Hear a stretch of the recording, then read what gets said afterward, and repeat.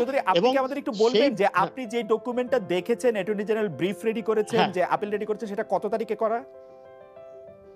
এইটা যেদিন করলো, লিভ টু অ্যাপিলের দরখাস্ত করলো আগে থেকে, 18 জুলাই। প্রথম তো করলো 18 জুলাই। সিএমপি, 18 জুলাই। সিএমপি, হ্যাঁ 18 জুলাই করলো। সিএমপি করলো না, 18 জুলাই করলো। তারও আগে সিএমপি যেদিন করলো সেই না, দিনও না, 14 জুলাইয়ের আগে তো, বলে 14 আসছিল। জুলাইয়ের আগে তো সিএমপি করা আগে সম্ভব না। না, 14 তারা জুলাই আপিল, রায়ের সার্টিফিকেট আপনি বাইরে আপিল এলো। না, শোনো খালেদ, আপিল কেন করলো?